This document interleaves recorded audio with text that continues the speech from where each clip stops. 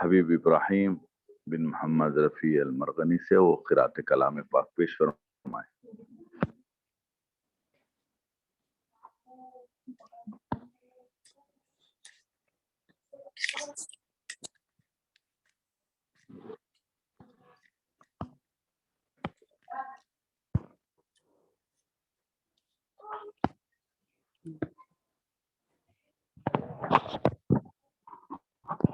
السلام علیکم ورحمۃ اللہ وبرکاتہ۔ وعلیکم السلام ورحمۃ اللہ وبرکاتہ۔ اعوذ باللہ من الشیطان الرجیم، بسم اللہ الرحمن الرحیم۔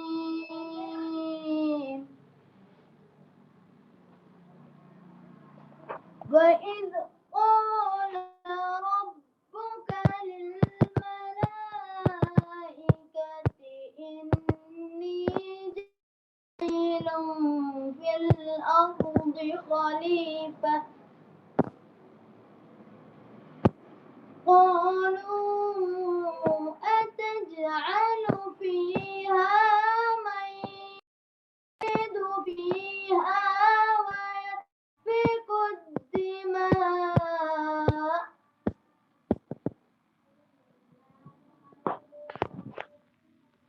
وَنَحْنُ نُسَبِّحُ بِحَمْدِكَ وَنُقَدِّسُ لَكَ قَالَ إِنِّي أَعْلَمُ مَا لَا تَعْلَمُونَ۔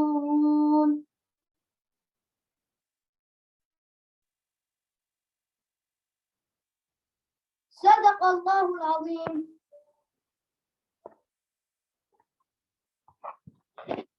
سبحان اللہ سبحان اللہ۔ ملتمس ہوں حبیب ہادی بن احمد رفیع المرغنی سے وہ قرات کلام پاک یا نعت شریف پیش فرمائیں۔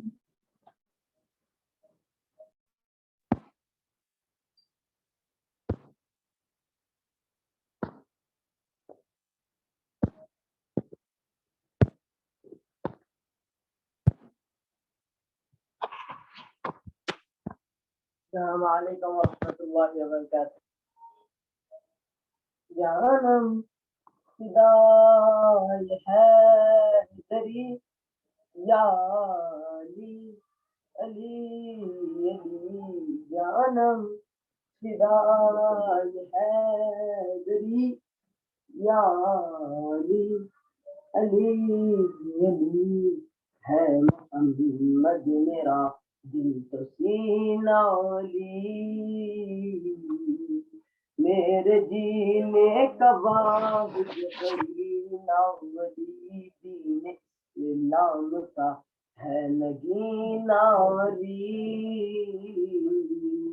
حق کی منزل کا پہلا سینہ ولی، گشت میں قبر کا پہلا قطرہ ولی، میرا مرشد بھی آقا بھی مولا ولی، علی مولا علی، رسول صدائے حیدری یا علی علی علی، جانم فدائے حیدری یا علی علی علی، صبح سے شام تک ہر پہر ہر گھڑی،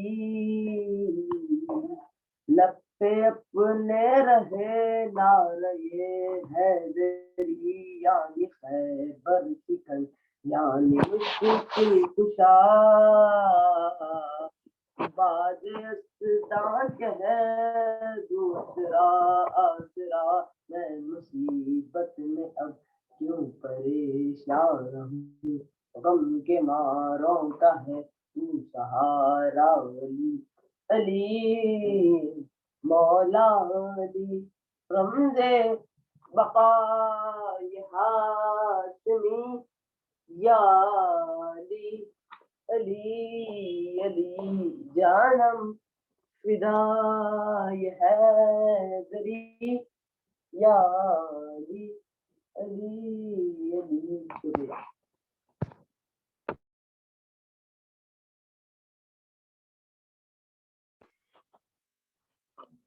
سبحان اللہ سبحان اللہ.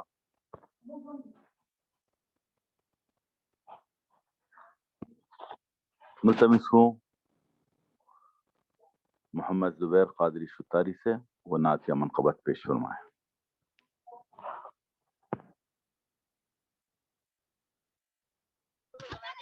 السلام علیکم ورحمۃ اللہ وبرکاتہ. وعلیکم السلام ورحمۃ اللہ وبرکاتہ. نعت شریف سماعت فرمائیے. سنائیے.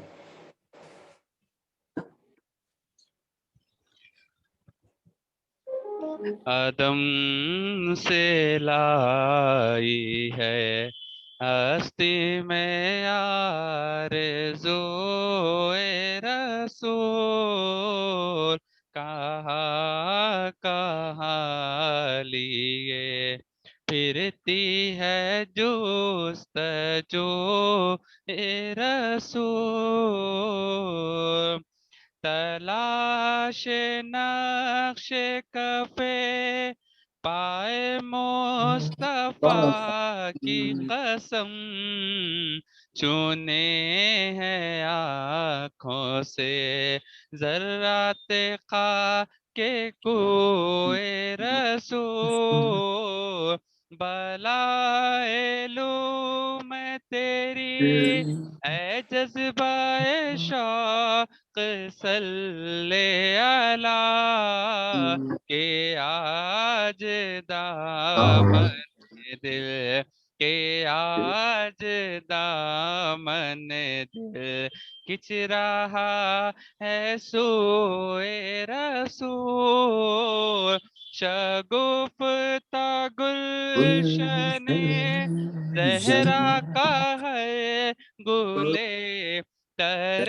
ہے، کسی میں رنگ علی کسی میں رنگ علی اور کسی میں بوئے رسول، عجب تماشا ہو میدان حشر میں بے دم، عجب تماشا ہو میدان حشر میں بے دم، کہ سب ہو پیش خدا کہ سب ہو پیش خدا اور میں رو بروئے رسول، آدم سے لائی ہے. السلام علیکم و اللہ وبرکاتہ. السلام ورحمۃ اللہ وبرکاتہ. وعلیکم السلام ورحمۃ اللہ. عبید موجود ہیں؟ نہیں ہے موجود، غیر موجود. حضرت قبلہ موجود ہے، حبیب جانی صاحب. منقبت غوث العظم دستگیر رضی اللہ تعالیٰ عنہ پیش خدمت ہیں. آپ جلوہ ہیں نبی کا سر بسر یا غوث پاک، آپ ہیں رخ خیر البشر یا غوث پاک، آنکھوں میں نگاہوں میں ہے ڈر یا غوث پاک، ایک توجہ کے ہیں دونوں منتظر یا غوث پاک، بس گدائے در ہوں کہہ دیں آپ اگر یا غوث پاک، بخت لے جائے گا مجھ کو اوج پر یا غوث پاک، آپ کی پڑھتے ہی گویا ایک نظر یا غوث پاک، خیر میں تبدیل ہو جاتا ہے شر یا غوث پاک، فیض و نسبت کا رہا جس میں اثر یا غوث پاک، فیض و نسبت کا رہا جس میں اثر یا غوث پاک، وہ شجر دینے لگا میٹھا ثمر یا غوث پاک، آپ کے قدموں میں اپنا رکھتے سر یا غوث پاک، طے ولایت کرتی ہے اپنا سفر یا غوث پاک، دامن نسبت کو اکثر چھوڑ کر یا غوث پاک، آج دنیا پھر رہی ہے در بدر یا غوث پاک، آج دنیا گر رہی ہے در بدر یا غوث پاک، خود شناسی کی میں منزل سے گزر ہی جاؤں گا، ساتھ میرے آپ کا ہو ساتھ اگر یا غوث پاک، آپ کا نزدیک حق کس درجہ اونچا ہے مقام، آپ کا نزدیک حق کس درجہ اونچا ہے مقام، یہ بتا سکتی نہیں فکر بشر یا غوث پاک، لذت دنیا سے رغبت اس کو ہوتی ہی نہیں، آپ کے ٹکڑوں پہ ہے جس کا گزر یا غوث پاک۔ مقطع میں آپ فرماتے ہیں صرف اکبر کا ہی کیا سب بندگان خاص کا، صرف اکبر کا ہی کیا سب بندگان خاص کا، آپ کی تعظیم میں جھکتا ہے سر یا غوث پاک، آپ کی تعظیم میں جھکتا ہے سر یا غوث پاک۔ ملتمس ہوں حضرت مولانا حضرت سہیل بن سعید علیہ درست صاحب سے وہ آج کا درس کے آغاز فرمائیں۔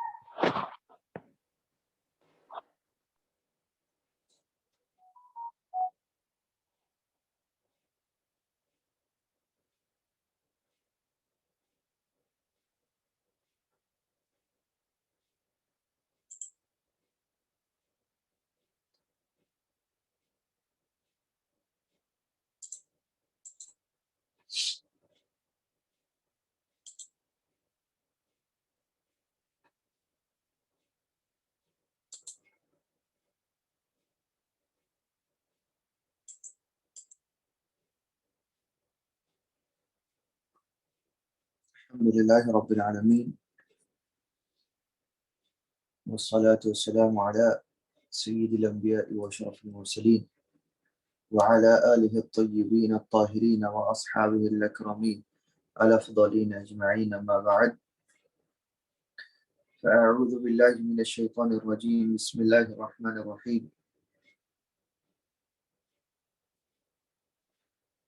معزز و مکرم ناظم محفل،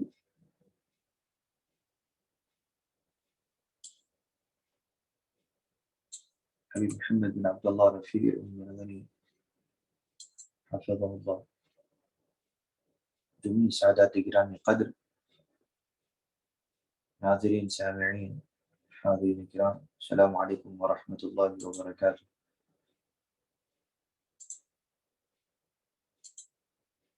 الحمدللہ فقیر کی مختصر سی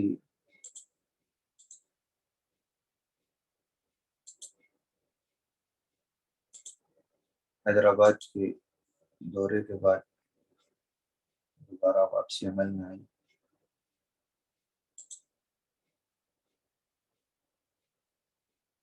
تو پھر سے آن لائن دروس کا آغاز عمل میں لایا گیا تاکہ احباب تک پہنچ سکے۔ ہم درس کا حیدرآباد کے دورے کے دوران ہی ہمارے اگلے حصے کا درس شروع ہو گیا تھا، اور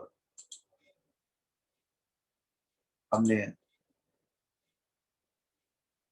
بیان جو شروع کیا وہ روزوں کے تعلق سے ہے،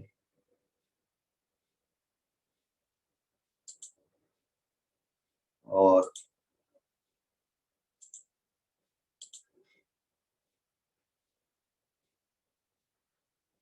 روزوں کے حوالے سے ہم نے فردیت اور اس کی چند ضروری مسائل کا تذکرہ پچھلے درس میں کیا۔ آج چند اور مسائل ذکر کرتے ہیں انشاءاللہ، اس کے بعد کچھ باتیں رؤیت ہلال کے حوالے سے ذکر کی جائیں گی آئندہ درس میں۔ آج چند اور مسائل کو ضروری سمجھا اور اسے قلم بند کیا۔ تو فرض روزے کو توڑنا سمجھیے یا اس کے بارے میں بات کرتے ہیں کہ ہم نے کل یا پچھلے درس میں جو گفتگو کی تھی اس میں کن چیزوں سے روزے کی کون سی چیزیں شرط ہیں، اور پھر غسل جنابت وغیرہ کے حوالے سے، اور روزے میں کیا اس کی جو ہے نا ضروریات ہیں، اور پھر حیض و نفاس والی عورت کو کیا ہے، اور وغیرہ وغیرہ یہ سب چیزوں کا تذکرہ کیا۔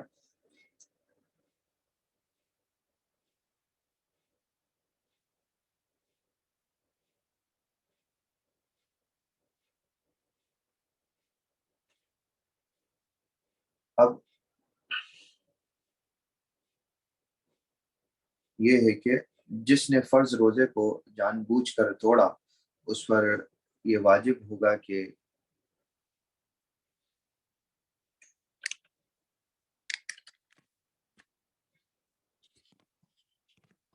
اس کے اوپر واجب ہوگا کہ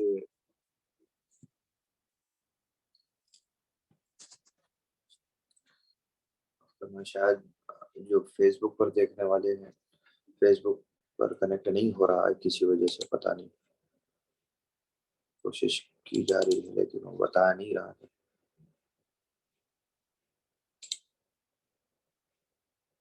تو خیر ہم اس کے لیے کچھ کر نہیں سکتے فی الحال۔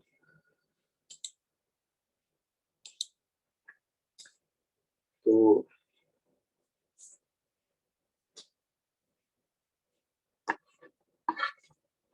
کتابیں ہیں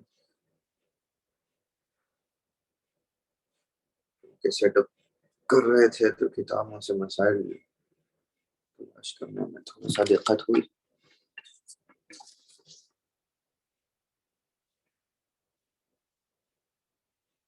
جی، تو جس نے فرض روزے کو جان بوجھ کر توڑا، اس پر جو ہے واجب ہے کہ وہ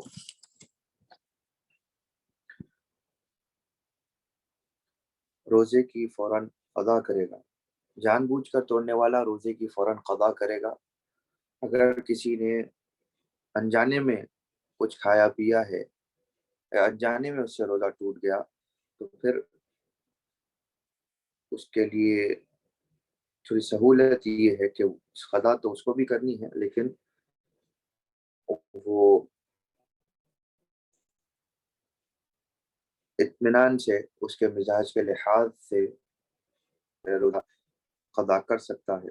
جان بوجھ کر توڑنے والے کے لیے ضروری ہے کہ وہ رمضان کے روزے ہوتے ہی فوراً پہلے قضا کرے گا۔ رمضان کے فرض کو جان بوجھ کر توڑنے سے یہ بھی واجب ہے کہ رمضان کی حرمت کا لحاظ کرتے ہوئے اس کو کھانا پینا نہیں چاہیے، ٹھیک ہے۔ اگر جیسے کہ کسی کو بھوک برداشت نہیں ہو رہی، اور اگر نہیں کھائے گا تو کچھ ہونے کا اندیشہ ہے، تو وہ صرف اس قدر استعمال کرے گا کہ جتنا اس کو اپنی سہولت کے لیے، اپنی حیات کی ضرورت کو پورا کرنے کے لیے کافی ہوگا، صرف اتنا ہی کھائے گا۔ اس کے علاوہ کو ہاتھ لگانا اس کے لیے اس چیز کی اجازت نہیں دی گئی۔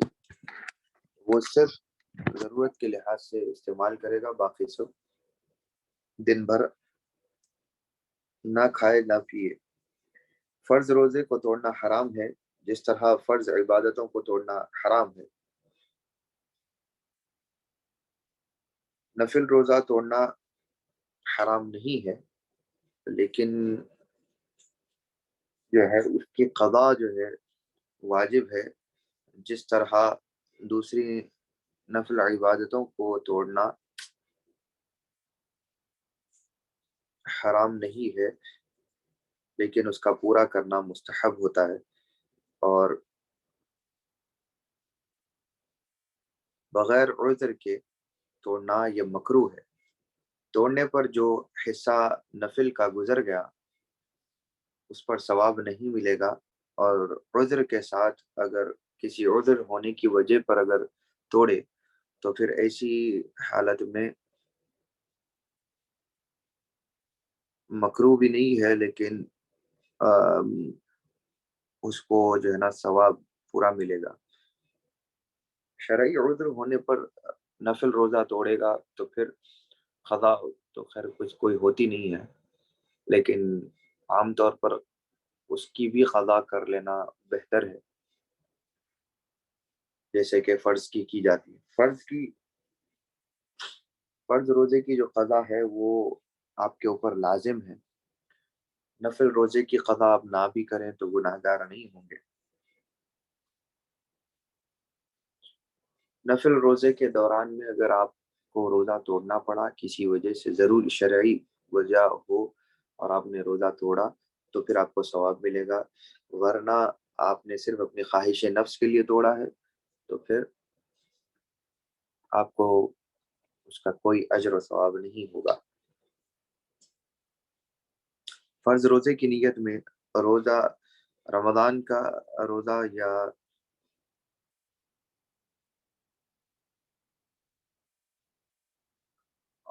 रमज़ान का ज़िक्र, यानी रोज़े रमज़ान होने का ज़िक्र नियत के अंदर, और उसका अदा या क़ज़ा का तयन भी वाजिब है।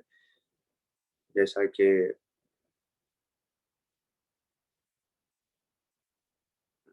हमने पिछली दफ़ा भी नियत का ज़िक्र किया था, तो वो ये है कि नवैतु सौम गदिन अन अदाई फ़र्द शहर रमज़ान हाज़िहि सना लिल्लाहि तआला, कि मैं नियत करता हूँ कल, यानी हमने जैसा कि पिछली गुफ्तगू में कहा था कि एक दिन पहले रोजे का जिक्र किया जाएगा। नियत एक दिन पहले करेंगे।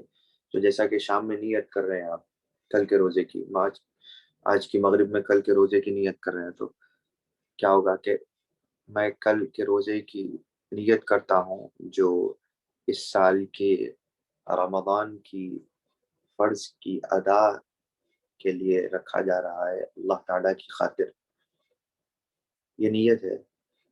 तो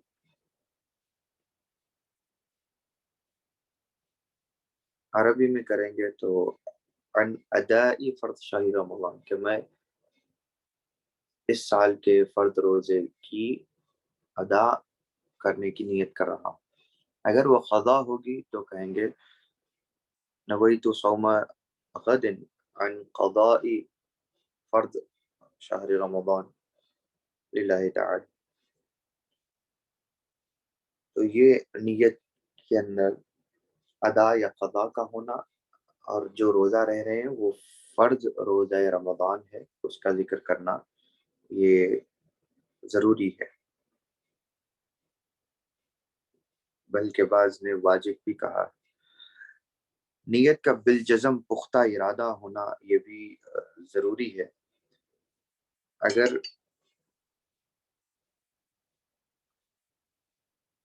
अगर शाबान की 30वीं रात को बगैर किसी पुख्ता इरादे के रमज़ान के रोज़े की नियत करे तो फिर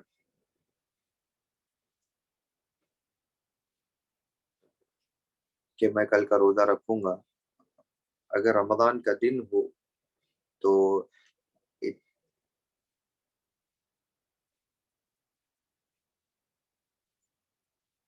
तो रोज़ा हो जाएगा। ये हो कि अगर इत्तेफ़ाक़न ये हो कि किसी वजह से रमज़ान का दिन ना आए या चाँद का ऐलान ना हो, 29वीं शब हो और रमज़ान के आपने इरादा कर लिया था और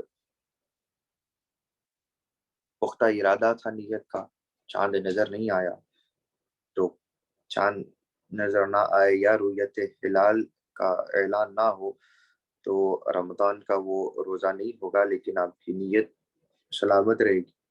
यानी आपको रोज़ा तो नहीं रखना होगा, लेकिन आपका इरादे की पुख्तगी ज़रूर अल्लाह ताला के यहाँ मकबूल होगी।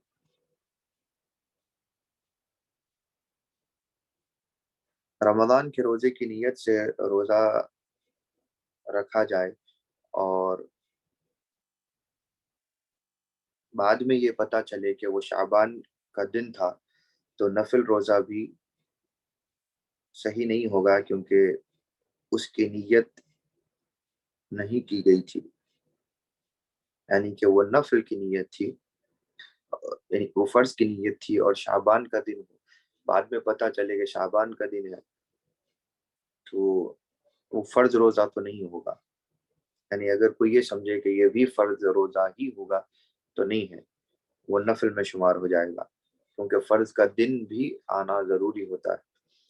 جیسا کہ رمضان کی 30ویں رات کو رمضان کے روزے کی نیت کرے اور دن رمضان کا ہو تو روزہ بھی رمضان کا ہوا، اس لیے کہ رمضان باقی ہے، لیکن آپ نے 29 شعبان کو نیت کی اور روزہ رکھا رمضان کی نیت سے دوسرے دن، لیکن وہ رمضان کا دن نہیں بلکہ 30ویں شعبان ہوئی، تو پھر ایسی صورت میں روزہ صحیح نہیں ہوگا۔ ہاں لیکن ضرور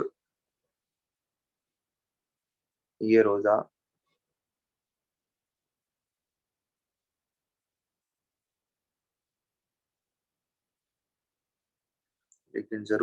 روزہ جو ہے، زبیر صاحب آپ واٹس ایپ پہ میسج کریے یا تو پھر جو ہے نا یہاں پہ درس کے اندر توجہ دیجیے، دو جگہ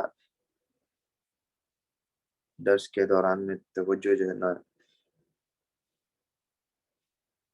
انقطاع پکڑتی ہے۔ تو 29ویں کا جو روزہ رمضان کی نیت سے آپ نے شروع کر لیا تھا لیکن بعد میں پتہ چلا کہ وہ شعبان ہی کا دن ہے، تو یہ ہوگا کہ آپ کو شعبان کے نفل روزے کا ثواب ملے گا جبکہ رویت ہلال نے کیا، لیکن آپ کو پتہ ہے کہ کل 30ویں رمضان ہے، رویت ہلال کا 30ویں شعبان ہے اور رویت ہلال نے ایسا کوئی اعلان ہی نہیں کیا ہے رمضان کا، لیکن پھر بھی آپ رمضان کا روزہ رہ رہے ہیں، تو ایسی صورت میں روزہ قطعاً صحیح نہیں ہوگا، چاہے وہ آپ نے رمضان کی نیت سے کیوں نہ رکھا ہو، وہ نفل میں بھی نہیں آئے گا، کیونکہ آپ نے رمضان کی نیت سے شعبان کے 30ویں دن روزہ رکھا ہے جبکہ ابھی رمضان شروع نہیں ہوا، پھر آپ یہ سمجھیں کہ کیونکہ رمضان شروع نہیں ہوا تو کم سے کم نفل میں جائے گا، تو نفل میں بھی نہیں لکھا جائے گا، کیونکہ یہ غلطی آپ کی طرف سے ہے اور آپ نے جان بوجھ کر اگر ایسا کیا تو پھر روزہ خراب ہوگا۔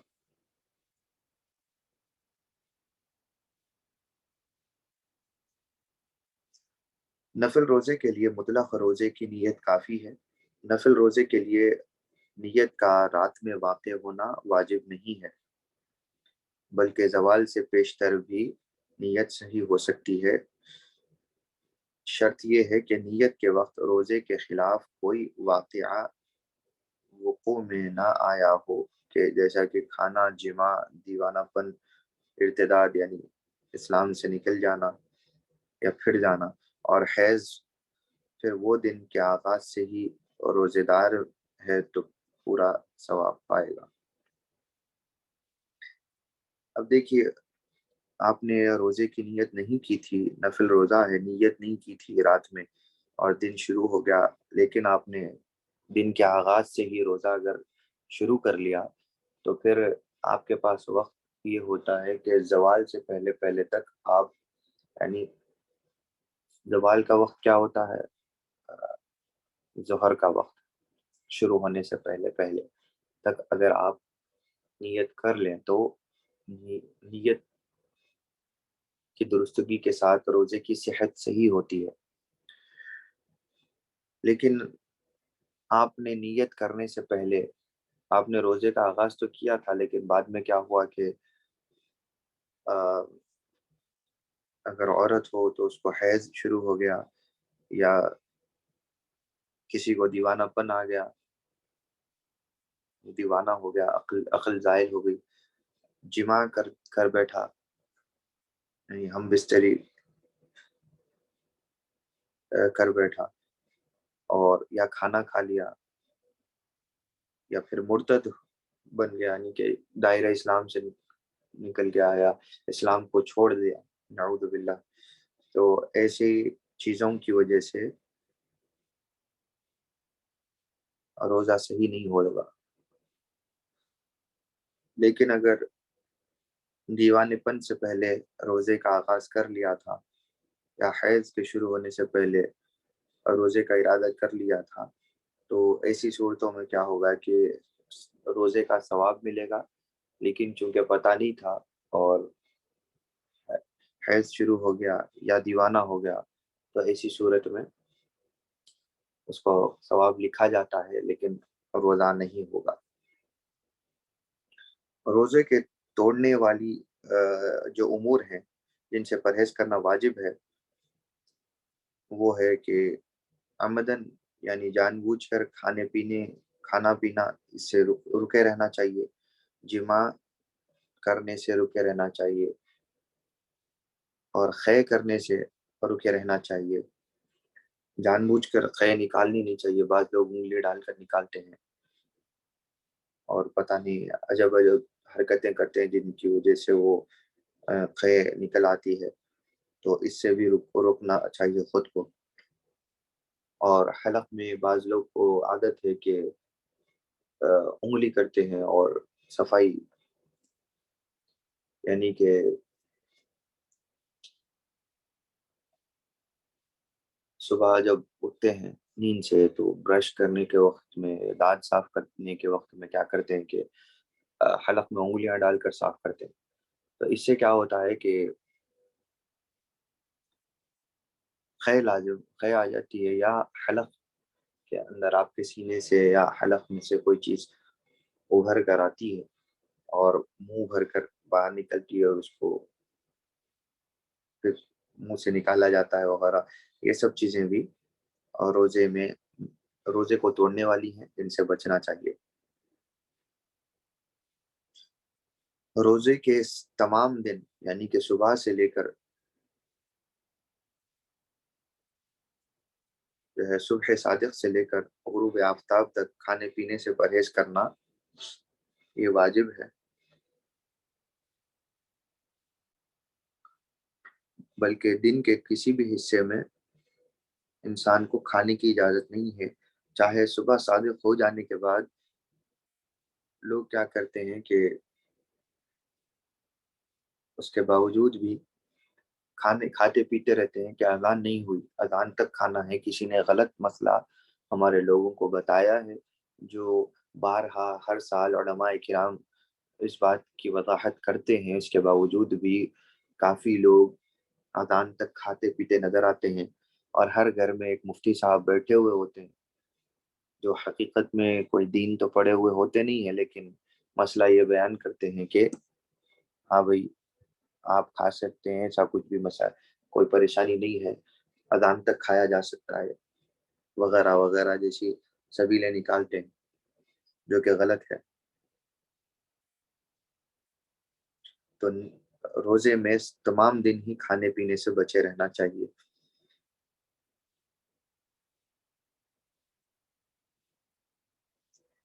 आप इख्तियार की हालत में हो तो खाना पीना आपके लिए मना है, यानी कि इख्तियार का मतलब कि आप खुद सेल्फ इंडिपेंडेंट हैं इस चीज़ के लिए कि कुछ खाना है या नहीं खाना, ये आपके ऊपर। लेकिन अगर किसी के जुल्म में हो या किसी के जोर और जबरदस्ती में हो और वो खाना खिलाए या पिलाए तो रोजा नहीं टूटता। जैसा कि दुश्मन हो और कैद में रखा हुआ है मुसलमानों को और जबरदस्ती उनका रोजा तोड़ने के लिए उनको खिलाता पिलाता है, तो ऐसी सूरत में कोई चीज़ आपके हलक से होकर पेट में उतर भी जाए, हत्ता कि आपका पेट भर भी जाए, तो भी रोज़ा नहीं टूटता, क्योंकि आप किसी के जुल्म और ज़बरदस्ती में हैं या ज़ोर में हैं। इस तरह की कोई भी हालत हो सकती है, ये तो हमने एक कैफियत बयान की। जहाँ कहीं भी ज़ोर और ज़बरदस्ती हो, जबर हो, वहाँ पे कोई कोई ज़बरदस्ती खाना खिलाए या पिलाए तो रोज़ा नहीं टूटता। ज़बरदस्ती से मुराद ये ज़बरदस्ती नहीं है कि आप रिश्तेदारों के पास गए انہوں نے زبردستی کی، بار بار کہا تو آپ کھا لیے، یا دوست کے پاس میں گئے اس نے زبردستی کی تو کھا لیے، اور اس کو کہتے ہیں کہ زبردستی کرا، میں کتنا بولا نہیں سنا، اب پھر آپ یہ کہتے ہیں کہ جو ہے نا روزہ نہیں ٹوٹا میرا، تو یہ غلط ہو جاتا ہے۔ اس کو زبردستی، جبر وہاں پہ جہاں پہ آپ کی جان کو خطرہ ہو، آپ کے ایمان اور اسلام خطرہ ہو۔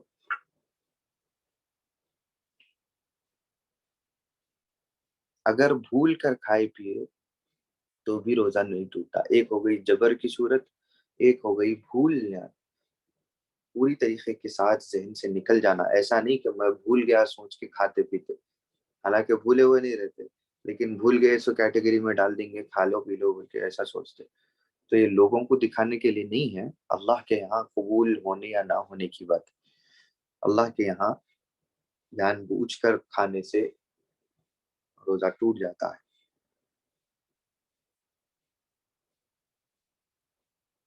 کوئی شخص بھول گیا کہ وہ روزہ تھا اور اتنا کھایا پیا کہ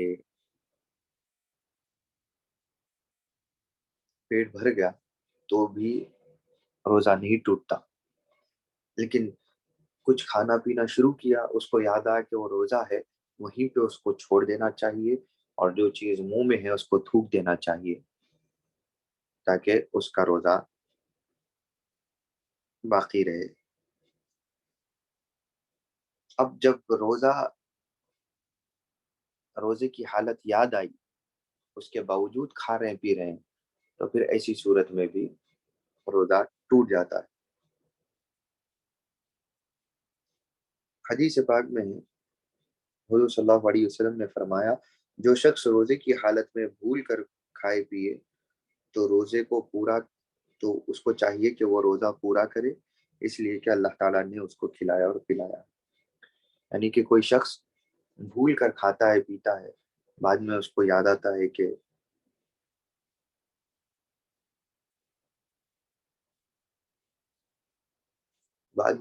آتا ہے کہ وہ روزے میں ہے، تو وہ یہ نہ سمجھے کہ اس کا روزہ ٹوٹ گیا، بلکہ اس کو وہاں سے روزہ کنٹینیو کرنا چاہیے، کچھ آگے کہ جتنا بھی روزے کا وقت باقی ہو اتنے وقت میں بھوک پیاس کو ویسے ہی جاری رکھنا، اور افطار تک اس کو ویسے ہی سنبھال کر رکھنے میں روزہ باقی ہی رہتا ہے، ٹوٹتا نہیں۔ جان بوجھ کر کھانے پینے کی مقدار کی کمی اور زیادتی متعین نہیں، چاہے وہ کتنا کھائے، تھوڑی سی غذا کھائے، جیسا کہ مثال کے طور پر تل کا ایک دانہ ہو یا پانی کا ایک قطرہ بھی حلق کے نیچے اترا تو بھی جان بوجھ کر کھانے یا پینے کی صورت میں، ایک تل بھی کھایا ہے تو بھی روزہ ٹوٹ جاتا ہے۔ تل کا جو دانہ ہوتا ہے، ٹھیک ہے، وہ بھی چلا جائے تو روزہ ٹوٹ جاتا ہے۔ جان بوجھ کر ایک قطرہ پانی کا بھی اگر حلق میں اترے تو بھی روزہ ٹوٹ جاتا۔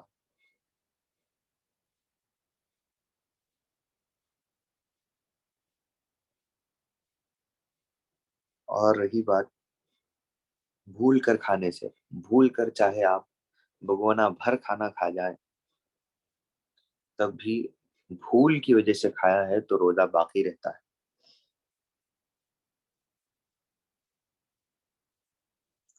اگر منہ میں کھانے کا نوالا ہو اور فجر کا وقت شروع ہو جائے تو اس نوالے میں سے کچھ حلق کے نیچے اتارنا نہیں چاہیے، بلکہ جتنا منہ میں ہے اتنا گرا دینا چاہیے۔ اگر کچھ اتر رہا تھا اور کچھ منہ میں ہے تو جو منہ میں ہے اس کو باہر نکال دیں، جو اتر رہا تھا اس کو فوری اتار دیں، تو اس سے بھی روزہ باقی رہ جائے گا۔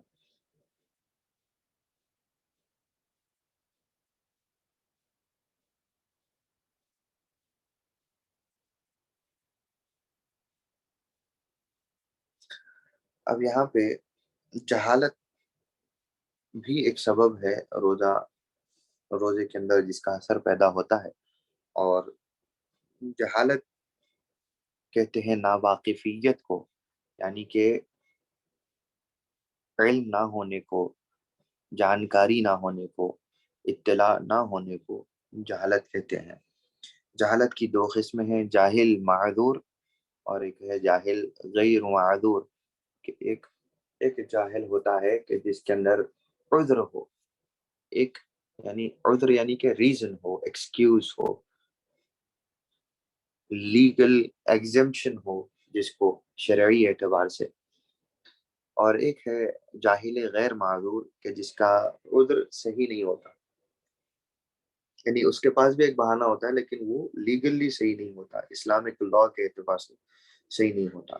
تو پہلی قسم کیا ہے کہ اسلام کے آغاز کے زمانے سے اس قدر قریب ہو کہ ابھی شرعی احکام کی اشاعت نہیں ہو سکی اور لوگ پورے طور پر واقف نہ ہوئے ہوں،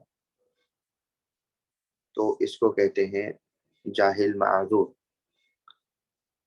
ہر چند کہ یہ زمانہ آج کل موجود نہیں ہے، جیسا کہ اسلام سے یہ زمانہ جب ہم رہ رہے ہیں یہ اسلام کے آغاز کے زمانے سے بہت دور آ گئے، اور شرعی احکام کی کتابیں اور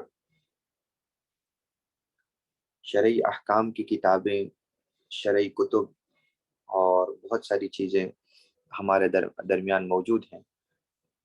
تو ایسے زمان میں اگر کوئی یہ کہے کہ میرے پاس عذر ہے تو وہ غلط ہو جائے گا۔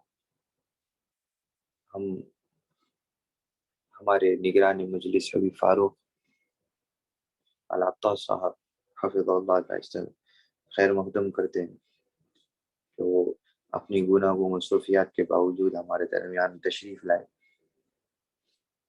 حوصلہ افزائی فرمائی۔ تو ایک وہ زمانہ کہ جو تابعین کا زمانہ تھا اور اتباع التابعین کا زمانہ تھا، ٹھیک ہے، یہ دونوں زمانے یعنی کہ the second and third eras of Islam کہ جہاں پہ تابعین تھے، صحابہ کے بعد کا زمانہ، پھر ان کے بعد کا زمانہ، یہ دو زمانے ایسے تھے کہ جہاں پہ ابھی خاص طور پر احکام، یہ جو مسائل جیسے ہم آپ کو بیان کر رہے ہیں نا، ایسے مسائل کی کوئی شکل اس زمانے میں نہیں تھی۔ مسائل پیش آتے تھے لیکن مسائل سے ہر کوئی واقف نہیں تھا، یہاں اس زمانے میں اتنی آسانیاں نہیں تھی۔ تو کیا ہوا کہ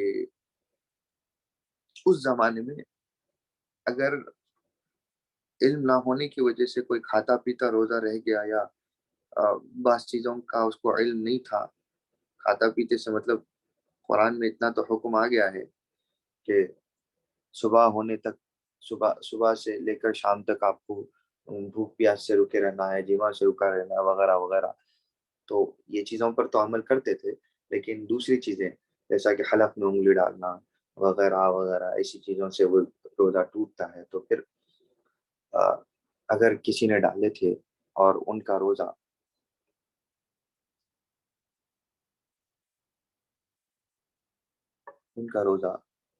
ٹوٹ گیا لیکن ان کے پاس میں ناواقفیت ہے اور عذر بھی ہے، تو پھر ایسی صورت میں ان کے روزوں کے اوپر ان کو گرفت نہیں ہوگی، یعنی وہ روزے ان کے عبودیت کے درجے میں ہی رکھے جائیں گے۔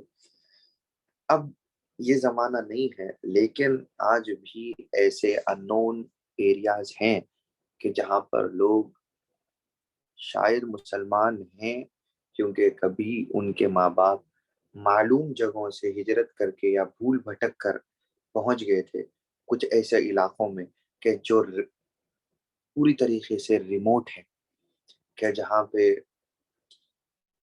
نہ ذرائع ابلاغ ہے آج کل کے جیسا، یعنی براڈ کاسٹنگ نہیں ہے، نہ کوئی سگنلز ہیں، نہ کوئی موبائل فون ہے، ایسے بھی علاقے بہت سارے ہیں۔ تو چونکہ کوئی بھول بھٹک کر وہاں پہ پہنچ گئے تھے یا کسی کی کشتی وغیرہ ایسی جگہوں پہ کنارے لگی کہ جہاں پہ کوئی راستہ نہیں تھا، کسی کے ماں باپ اتر گئے تھے یا پہلے کبھی ہوا تھا اور ان کی نسلیں نام کی مسلمان چل رہی ہیں، لیکن جو ہے ان کے پاس میں تعلیم نہیں ہے، تو یہ بھی جاہل معذور کہلائیں گے جن کے پاس میں عذر ہے کہ ان تک کوئی اسلام کے احکام پہنچانے والا نہیں ہے، نہ ان کے پاس میں کوئی ایسا سورس ہے کہ وہ یہ نالج گین کر سکیں، یہ تعلیم حاصل کر سکیں۔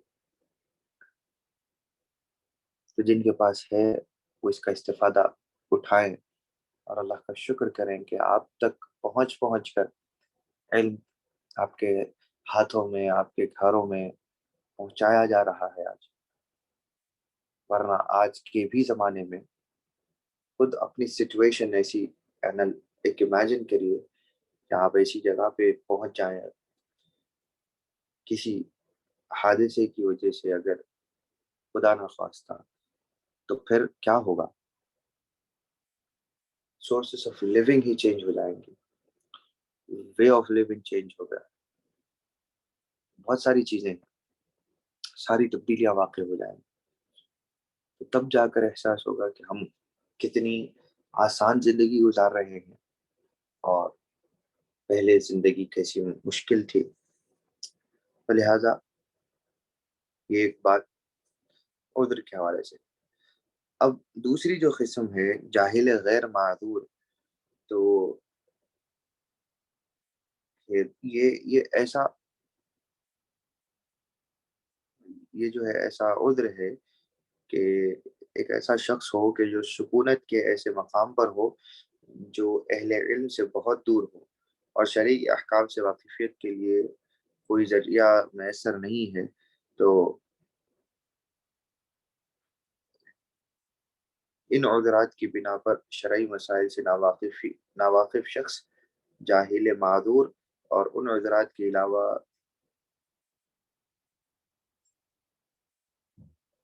کوئی اور عذر لائق مسموع نہیں ہے، اور ایسا شخص جاہل غیر معذور کہلاتا ہے۔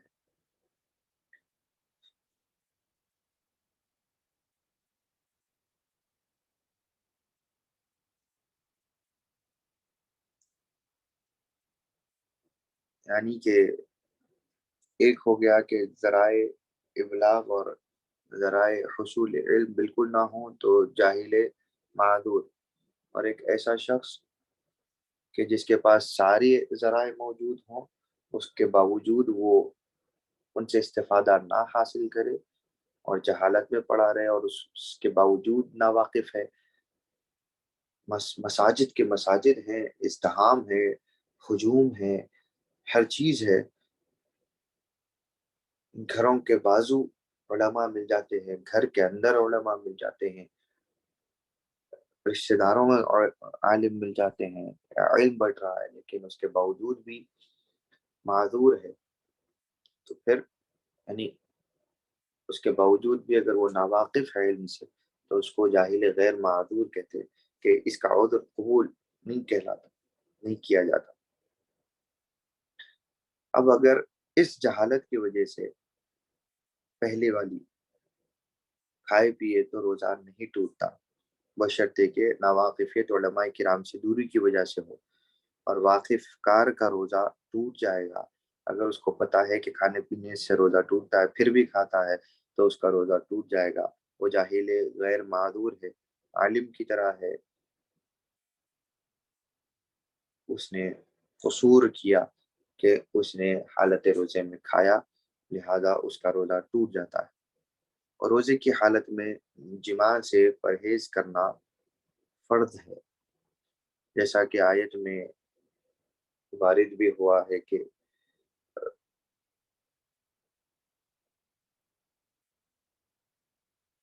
احل لکم لیلۃ الصیام الرفث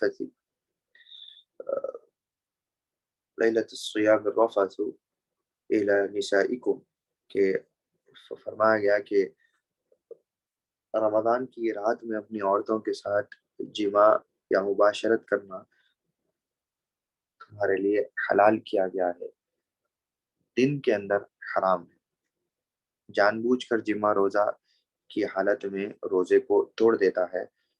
جان بوجھ کر سے مراد روزے کی حالت میں جو ہے روزے کی حرمت کو جانتے ہوئے حالت اختیار میں جماع کرنے سے روزہ ٹوٹ جاتا ہے۔ بھول کر، نہ جان کر یا کسی کی زبردستی اور اکراہ سے، کراہیت سے جماع کرے تو روزہ نہیں ٹوٹتا۔ بھول کر کھانے پینے سے جس طرح روزہ نہیں ٹوٹتا، اسی طرح بھول کر جماع کرنے سے بھی روزہ نہیں ٹوٹتا۔ اگر مجامعت کی حالت میں ہو اور فجر طلوع ہو جائے، یعنی کہ ہم بستری اختیار کر رہا ہو اور روزہ ٹوٹ جائے تو فوراً علیحدہ ہو جائے تو روزہ نہیں ٹوٹتا، اگرچہ انزال روزے کا وقت شروع ہونے کے بعد ہو۔ حالت جماع میں ہو اور فجر کا وقت طلوع ہو تو فوری طور پر علیحدگی اختیار کرنا چاہیے، حالانکہ اس دوران ہی، علیحدگی کے دوران اگر انزال ہو رہا ہے اور کوئی چیز یا پانی خارج ہو رہا ہے تو بھی روزہ نہیں ٹوٹتا، اگر وہ فوراً علیحدہ ہو تو روزہ نہیں ٹوٹتا، اس لیے کہ انزال مباشرت مباح سے ہوا ہے تو روزہ نہیں ٹوٹتا۔ اگر فوراً علیحدہ نہیں ہوا تو روزہ ٹوٹ جائے گا۔ ایک اور شکل ہے استمنا، اس کو ماسٹربیشن بھی کہتے ہیں، ہاتھ سے منی نکالنا۔ یہ بھی جماع کے حکم میں داخل ہے۔ عمدن کسی عمل سے منی کے نکالنے کو استمنا کہتے ہیں۔ استمنا سے روزہ ٹوٹ جاتا ہے۔ اپنے ہاتھ سے منی کے خارج کرنے کا عمل حرام ہے۔ اس کو بعض علماء نے کبیرہ گناہ میں بھی شمار کیا ہے۔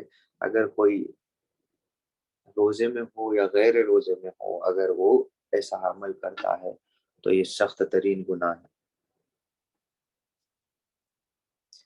روزے کی حالت میں جان بوجھ کر قے کرنے سے پرہیز کرنا فرض ہے۔ جان بوجھ کر قے کرے تو روزہ ٹوٹے گا۔ غلبہ ہو کر اپنے آپ قے ہو جائے تو روزہ نہیں ٹوٹتا۔ خود سے بعض وقت کسی کو قے نکل آتی ہے، ورنہ بچپن میں تو دیکھتے تھے کہ بہت سارے لوگ جان بوجھ کر جو ہے قے نکالتے تھے تاکہ ان کو کھانا پینے کا موقع مل جائے۔ جان بوجھ کر جو نکالتا ہے اس کا روزہ ٹوٹ جاتا ہے۔ جس کا انجانے میں نکل آتی ہے طبیعت کے خراب ہونے کی وجہ سے، کوئی اور وجہ سے، تو اس کا روزہ نہیں ٹوٹتا، باوجود اس کے کہ قے منہ بھر ہوئی ہے۔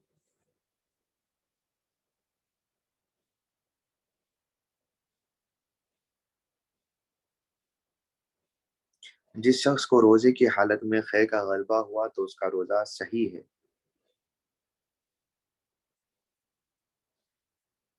اس پر روزے کی قضا نہیں ہے، اور جو جان بوجھ کر قے کرے تو روزہ بھی ٹوٹا اور اس کی قضا بھی لازم آئے گی۔ ڈکار بھی قے کے حکم میں داخل ہے۔ اگر جان بوجھ کر ڈکار لی جائے اور معدے سے کوئی چیز منہ کے ظاہری حد تک نکلے تو روزہ ٹوٹ جائے گا۔ اگر غلبے سے ڈکار آئے اور کوئی چیز معدے سے نکلے تو روزہ نہیں ٹوٹتا۔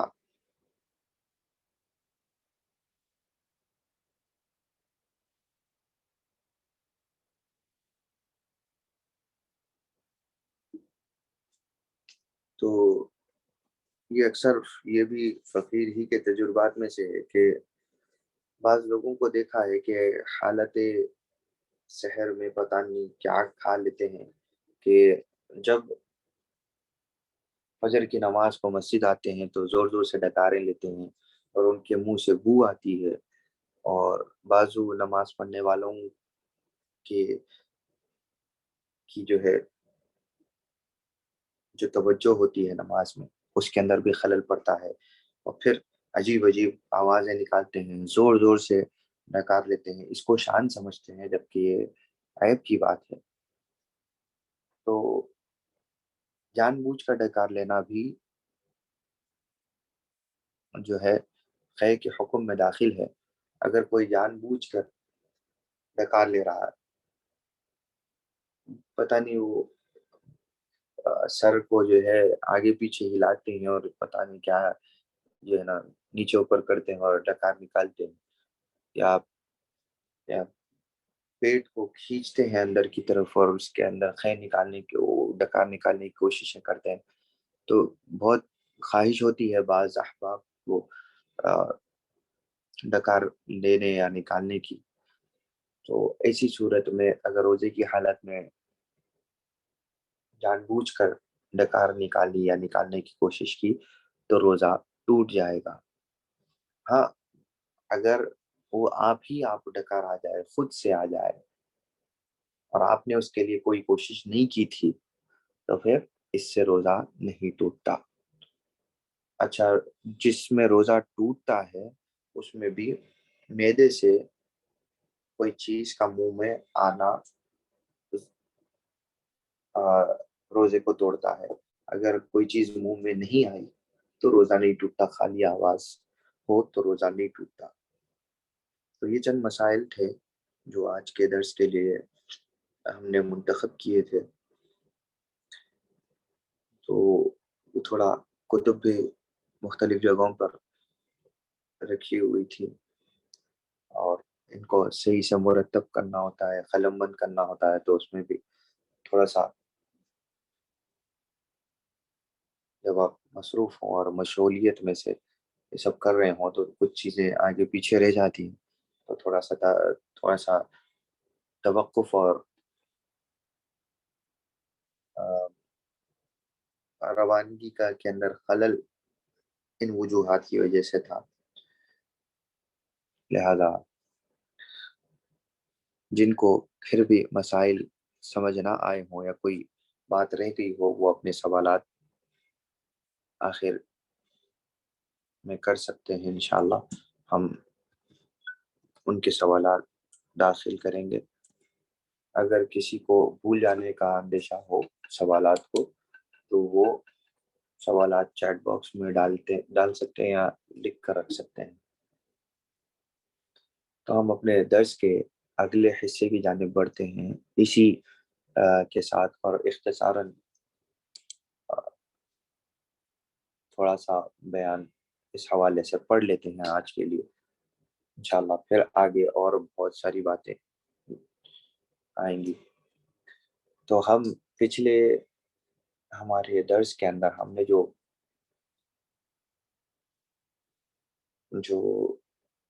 تصوف کے حوالے سے گفتگو کی تھی وہ تھی تعریف الحال عند الصوفیہ.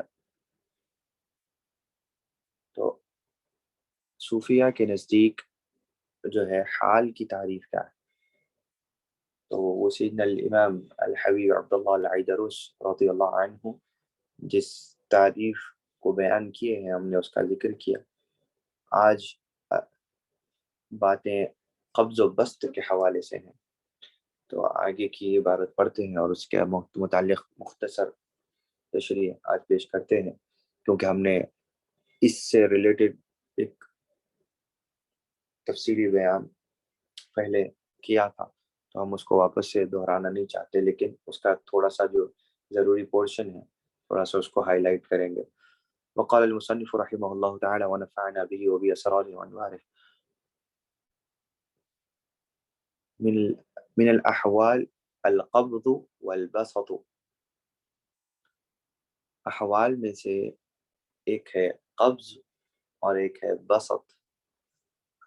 فمن الأحوال القبض والبسط وهما يشبهان الخوف والرجاء، لكن الخوف والرجاء مكاسب أعني من المقامات، فإن القبض والبسط مواهب، إلا أن الخوف والرجاء للعوام والخواص، والقبض والبسط للخواص خاصة، لأن القبض والبسط من الأحوال وهي مواهب وليست بمكاسب. وأيضا القبض والبسط يكونان في الزمان الحاضر، کہ یہاں پہ سیدنا الامام حبیب عبداللہ بن ابی بکر العیدروس رضی اللہ عنہ دو اہم حصوں کے بارے میں بیان کرتے ہیں جو تصوف کے اندر جو ہے پیش آتا ہے. ایک ہے قبض، یعنی کہ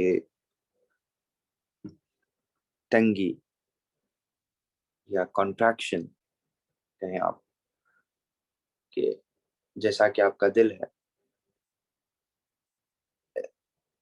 وہ کانٹریکٹ ہوتے رہتا ہے ہر وقت، ٹھیک ہے. پمپ کرنے کے لیے جیسا آپ پمپ کو دیکھیں، یا جس کے پاس پرانے حالات میں بی پی چیک کرنے کا مشین ہو، بلڈ پریشر، تو اس میں دیکھتے ہیں آپ کہ ریپ لگایا جاتا ہے ہاتھ کو، اور اس کے ساتھ میں ایک چھوٹا پمپ ہوتا ہے، اس کو پریس کرتے ہیں تو کانٹریکٹ ہوتا ہے. اس کو کہتے ہیں قبض، قبض یا قبض ہوتا ہے ویسے تو کانٹریکشن. اسی طرح دل کا حال ہے، دل بھی پمپ کرنے کے لیے بلڈ کو کانٹریکٹ ہوتا ہے، پھر ریلیکس ہوتا ہے. تو جو کانٹریکشن ہے اس کو قبض کہتے ہیں. اور بسط کہتے ہیں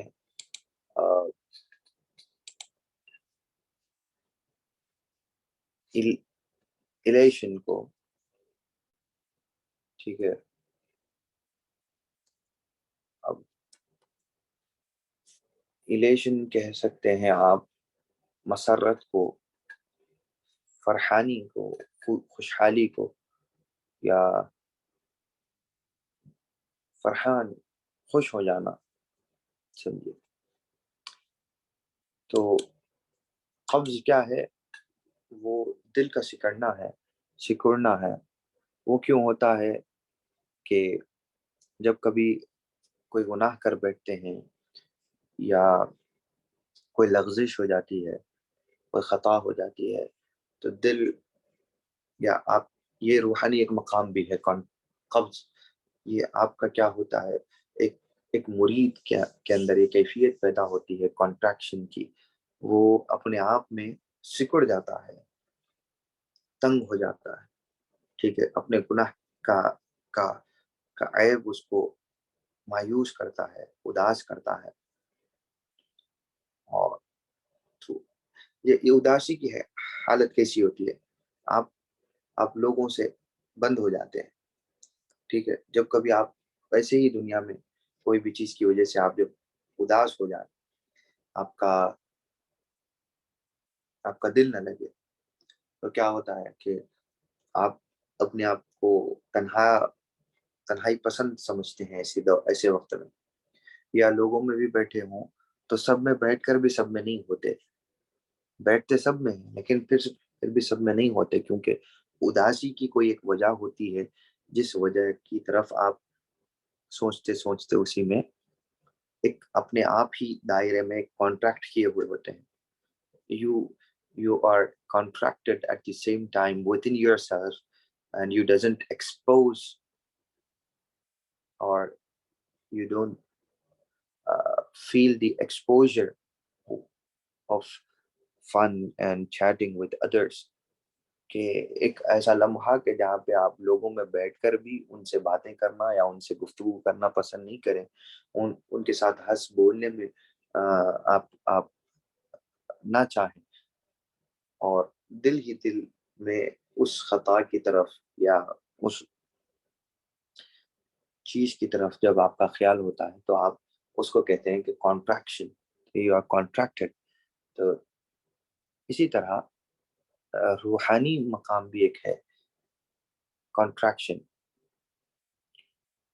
اور اس کے لیے سیدنا امام العیدروس فرماتے ہیں کہ روحانیت کے اندر حقیقت القبض ورد شيء في قلبي من الله تعالى فيه إشارة إلى التقصير واستحقاق تأديب على التقصير.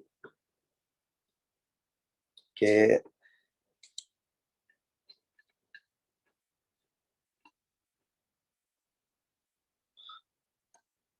قبض یہ ہے کہ یہ اللہ تعالیٰ کی جانب سے ایک بندے کے قلب پر اترنے والی ایک چیز ہے جو اس کی خطا کی طرف اشارہ کرتی ہے، اور کیا کہیں اس کو کہ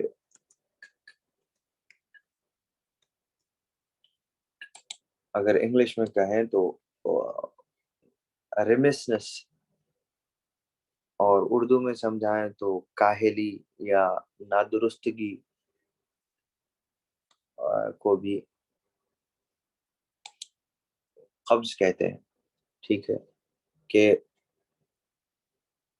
ایسی حالت کہ جب بندہ کوئی چیز کو اس کے حق کے اعتبار سے ادا نہیں کرتا، اسپریچول مقام ہے وہ، تو وہ کب آتا ہے کہ جب آپ عبادات کر رہے ہیں اور عبادت کو عبادت کی طرح نہ کریں مگر صرف اس لیے کہ وہ آپ کے اوپر ہے، آپ کے اوپر لازم کی گئی ایک چیز ادا کرنا ہے، چھوڑو، ایسا سوچ کے جب کرتے ہیں، لیکن چونکہ آپ سفر اللہ کے لیے آپ کا آغاز ہو چکا، آپ کسی پیر طریقت اور عامل شریعت کے دامن سے وابستہ ہوں،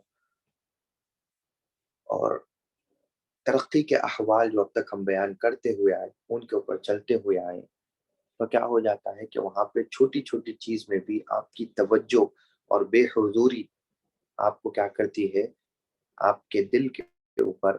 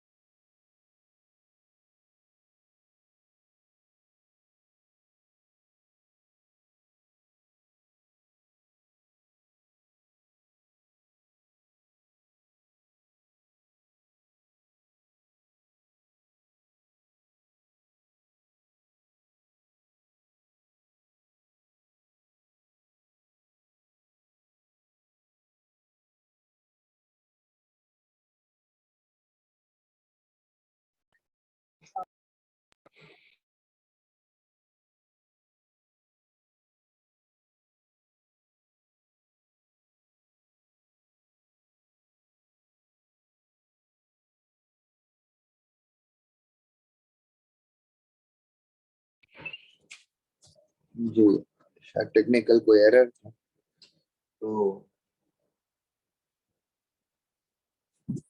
بتانا مقصد یہ ہے کہ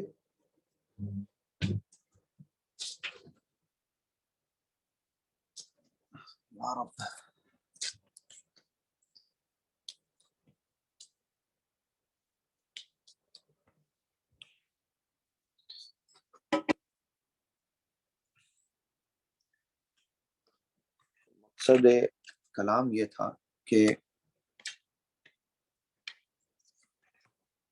ایک شے ایسی ہوتی ہے قبض جو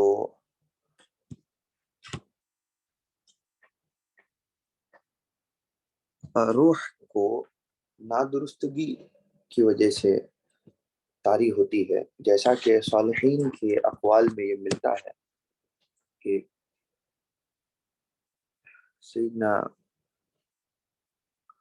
امام احمد کبیر الرفاعی اور باقی اور بہت سارے بزرگان دین کی طرف بھی یہ منسوب ہے کہ کیا ہوتا کہ ان سے پوچھا گیا کہ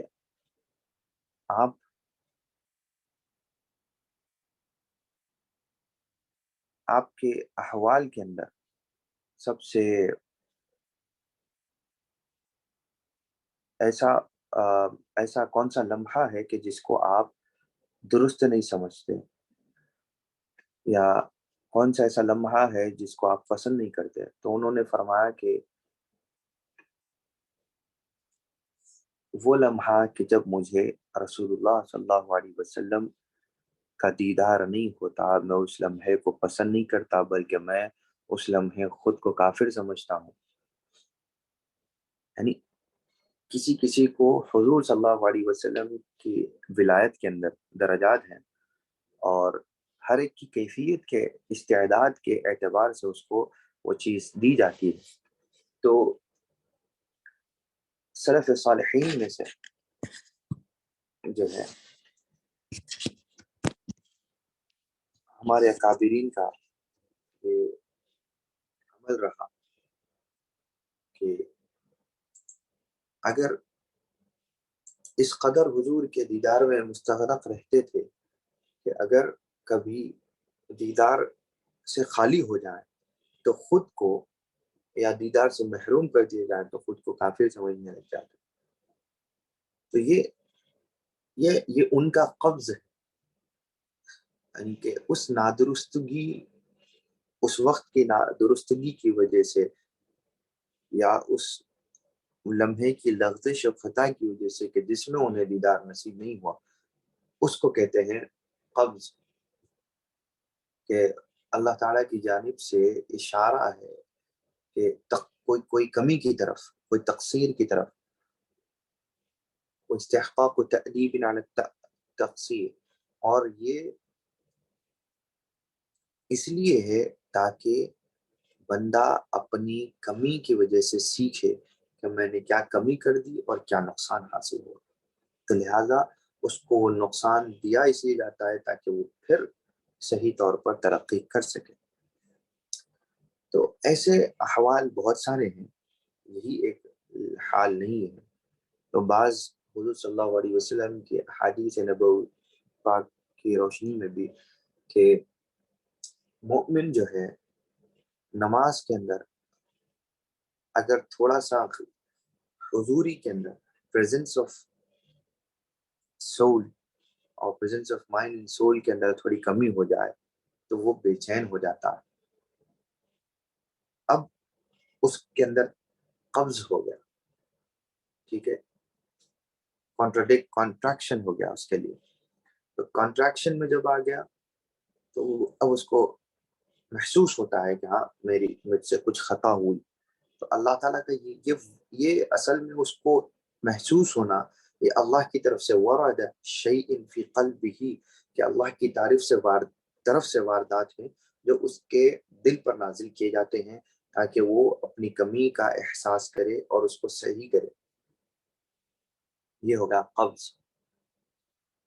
دوسرا ہے بسط، اس کے بارے میں فرمایا ورد شیء فی قلبہ من اللہ تعالی اشارۃ الی لطف وترحیب وتکریم وقد يكون القبض والبسط ولا يدري صاحبهما سببهما وطريق القبض الذي لا يدري سببه التسليم حتى يمضى ذلك الوقت۔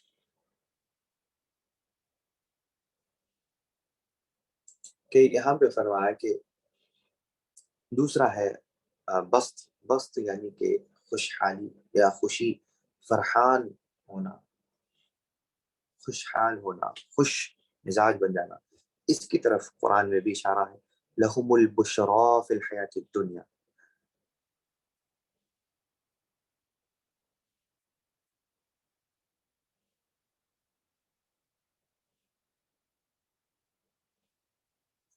کہ پہلے والے کے لیے اشارہ اگر سمجھنا چاہیں تو قرآن کہتا ہے تتجافى جنوبهم عن المضاجع يدعون ربهم خوفا وطمعا، کہ اپنے پہلوؤں کو بستروں سے جدا رکھتے ہیں اور اللہ کی بارگاہ میں عاجزی اور انکساری سے خوف سے روتے ہیں۔ یہ خوف عام لوگوں کے درجے کا خوف نہیں ہوتا، یہ خوف اس بات سے ہوتا ہے کہ کہیں یہ جو کنٹریکشن جو ہوا ہے، یہ جو لمحے بھر کے لیے نمازوں سے حضوری چلی گئی، کیف و سرور چلا گیا، سکون چلا گیا، نیک اعمال کرنے میں جو روحانی خوشی اور تسلی ملتی تھی وہ جو نہیں مل رہی، تو اس کے خوف میں اور طمع لالچ کس کا؟ کہ اللہ سے معافی مانگیں گے تو شاید وہ ہمیں عطا فرما دے، وہ جو نعمت کبھی حاصل ہوتی تھی وہ ہم سے چھین گئی تو اللہ شاید ہمیں عطا فرما دے۔ یہ کیفیت میں جو ہے نا عبادتیں کرتے ہیں، اپنے پہلوؤں کو بستروں سے جدا رکھتے ہیں وغیرہ وغیرہ، یہ ایک دلیل ہوئی۔ ہم دوسرا بات کر رہے تھے فرحانی کی، الائٹنس کی، کہ جو ہے وہ ہے کہ اللہ نے ارشاد فرمایا لہم البشرا فی الحیات الدنیا وفی الآخرہ، کہ اولیاء صالحین کے لیے جو تقوی اختیار کرتے ہیں اللہ کے خاطر، اور ان کے لیے دنیا میں بھی خوشیاں ہیں، آخرت میں بھی خوشیاں ہیں، خوشخبریاں ہیں۔ تو یہ بسط جو ہے خوشحالی کا ایک مقام ہے، ٹھیک ہے۔ یہاں پہ کیا ہوتا ہے کہ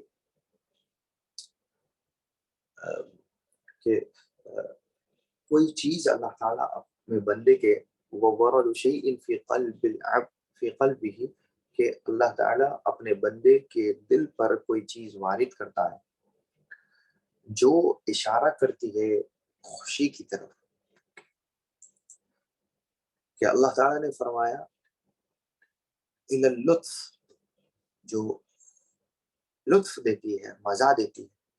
کبھی آپ دیکھیں نعت پڑھ رہے ہیں یا کوئی نیک محافل ہو، مجالس ہوں، یا کسی کا وعظ ہو، ثناء-خوانی ہو، کہ کچھ باتیں ایسا لطف دے دیتی ہیں کہ دل کے اوپر وہ جا کر ایسا اثر کرتی ہے کہ دل کے بند دروازوں کو کوئی دستک دیتا ہے اور کچھ دروازے کھلتے ہیں، اور یوں محسوس ہوتا ہے کہ نور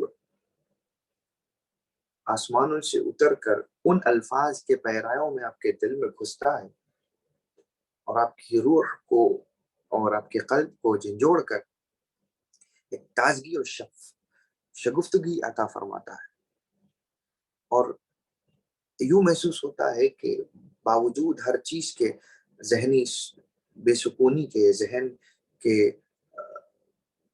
بد مزاجی کے، ذہن کا مختلف جگہوں پہ مشغول ہونے کے، اور یہ سب چیزوں کے بعد باوجود کیا ہوتا ہے کہ ایک افتتاح نصیب ہوتا ہے،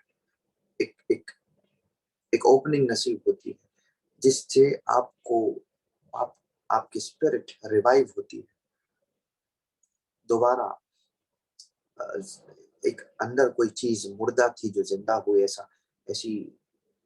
ایسی کیفیت پیدا ہوتی ہے، بیداری پیدا ہوتی ہے، شعور پیدا ہوتا ہے، اور محسوس یوں ہوتا ہے کہ وہاں سے کچھ اکرام ہو رہے ہیں، لطف ہو رہا ہے، اور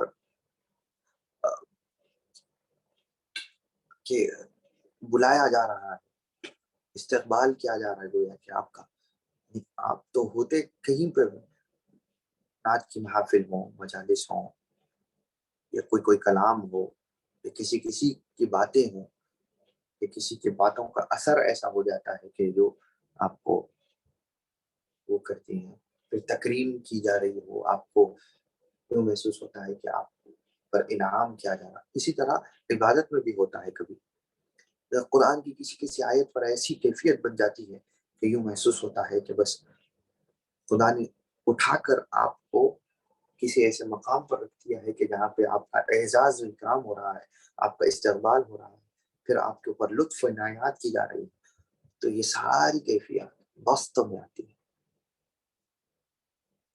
یہ مقام ہے روحانیت کا، وہ بھی ایک مقام ہے. قبض برا مقام نہیں ہے، مقام روحانیت کا ہے، اور وہ اچھا اس لیے ہے کہ سیدنا امام العیدروس ارشاد فرماتے ہیں کہ یہ اس لیے ہے تاکہ بندے کو اللہ کی طرف اس بات کا پتہ چل جائے. جیسے کہ آٹومیٹک کارز ہیں، آٹومیٹک مشینز ہیں، اس کے اندر کیا ہو رہا ہے کہ کہیں پہ کوئی چیز خراب ہو تو وہ اشارہ کرتی ہے، وہ بلنک ہوتی ہے، لائٹ اپیئر ہوتی ہے یا ریڈ لائٹ اپیئر ہوتی ہے، تو بتانے کے لیے کہ یہاں پہ کچھ خطرہ ہے، اس کو صحیح کرو. تو ایک آٹومیٹڈ زون آپ کی اسپرچوالٹی کا بھی بن جاتا ہے جب آپ اسپرچول پاتھ شروع کرتے ہیں اللہ تعالیٰ کی طرف سفر. تو سیدنا امام العیدروس فرماتے ہیں ایک ویسا ہی ایک آٹومیٹڈ سسٹم آپ کی روح میں بھی ہے، اور وہ اس لیے آپ کو قبض ہوتا ہے، آپ جو ہے اسی لیے جو ہے اپنی اس کیفیت میں لوٹا دیے جاتے ہیں، یا آپ سے کوئی نعمت تھوڑی سی وقفے کے لیے چھینی جاتی ہے تاکہ وہ استحقاق و تأدیب علی التقصیر، کہ تم اس کمی کو ریپیئر کر لو، کہ ہاں یہاں پہ تم غلط ہو رہے ہو، تو تمہارا نفس واپس تمہیں اب اس کے ہونے کا ثبوت دے رہا ہے اور تم اس کے اندر کھینچے جا رہے ہو، تو لہذا آؤ واپس. تو تأدیب علی التقصیر علی التقصیر، کہ تمہیں کمی کی طرف تعدیب کرنا، تربیت کرنا منشا ہوتا ہے.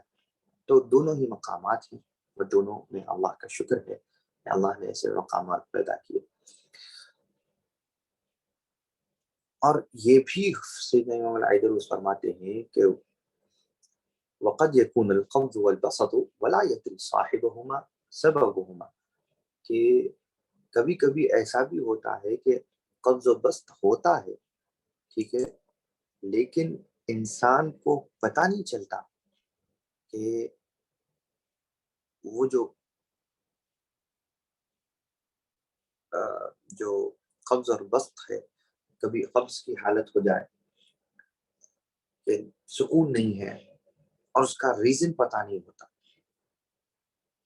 تو یہ بھی ہوتا ہے کبھی کہ ریزن پتہ نہیں چلتا. کبھی دل اور روحانیت شفاف ہوتی ہے، سکون ہوتا ہے، اکرام ہوتا ہے، لطف و عنایات کا اندازہ ہوتا ہے، لیکن کیا ہے، پتہ نہیں چلتا کہ یہ لطف اور اکرام ہو کیوں رہا ہے. مثال کے طور پر قبض کی بات کریں تو عالمگیر بادشاہ اورنگزیب، انہوں نے ایک صوفی صاحب کا قتل کر دیا، خلاف شریعت دیکھا، جلال میں آئے، صوفی صاحب کو مار دیا. صوفی کا انتقال ہوا تو وہاں سے روح بے چین ہو گئی، لیکن سبب پتہ نہیں تھا ان کو، سبب بہت بعد میں پتہ چلا. تو جب سبب پتہ نہیں چلا، لیکن مسافر تھے اس راہ کے، اورنگزیب صالحین کی طریقت کے مسافر تھے، تو انہوں نے قتل کیا اچھے کاز کے لیے، لیکن ان کو پتہ نہیں تھا اس چھپے ہوئے اعمال کے بارے میں کہ وہ حقیقت میں خلاف شرع نہیں تھے، عین شرع تھے، لیکن اس کے باوجود بھی شریعت کے خلاف سمجھا تو قتل کر دیا تھا. اب اس قتل کے بعد سے ان کی روحانی سکون کو ختم کر دیا جاتا ہے. تو اب یہاں پہ سیدنا امام العیدروس کا فرمان ہے کہ تأدیب علی التقصیر، کہ یہ تمہیں ادب دینے کے لیے ہے اس کمی پر کہ جو تم کر بیٹھے، اب ایک زمانہ پریشان رہے، حتیٰ کہ سیدنا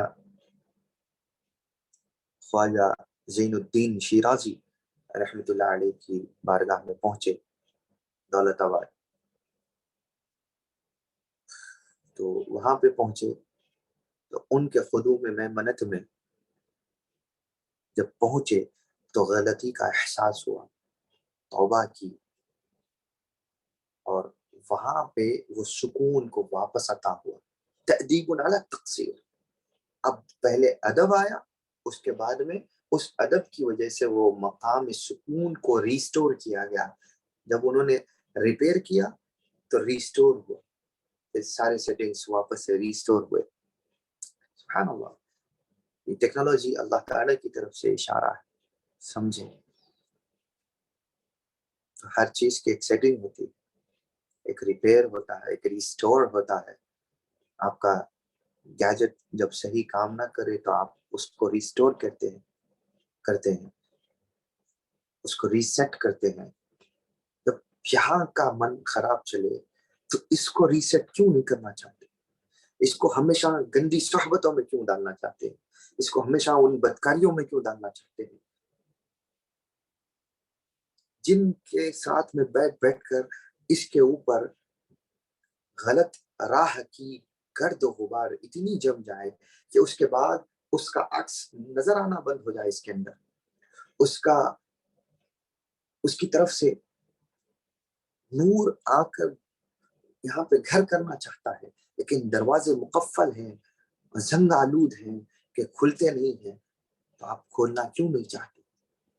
کہ کھلتے ہیں آپ کی ریپیئر سے. اور ریپیئر کے لیے ضرورت ہے کچھ کیمیکل سبسٹینسز کو اس کے اوپر اسپرے کرنے، اسپرنکل کرنے کی. وہ کیمیکل سبسٹینسز کسی دکانوں میں ملتے ہیں جس کو خانقاہیں کے کہا جاتا ہے. وہ کیمیکلز اولیاء و صالحین کے دربار کی ریاضتیں ہیں، ذکر و حلقات ہیں. اور وہ اسپرنکل کرنے والا، وہ ریپیئر کرنے والا وہ اولیاء و صالحین، وہ پیران طریقت ہیں کہ جن کے پاس میں یہ من صاف ہوتے ہیں. قد افلح من تزکا نصیب ہوتا ہے.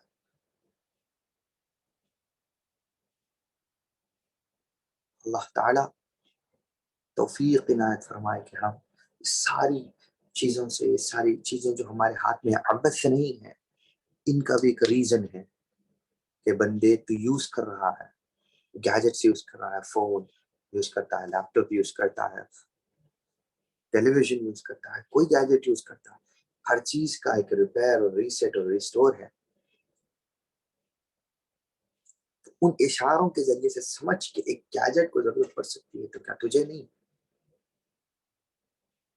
ایک چیز کو دھول میں پڑا چھوڑ دو آپ، اس کو صفائی کی ضرورت پڑ جاتی ہے چند دنوں کے بعد. حالانکہ آپ صاف جگہ چھوڑ کر جائیں لیکن دھول اس پر بھی جمتی ہے، اس کو بھی صاف کیا جاتا ہے.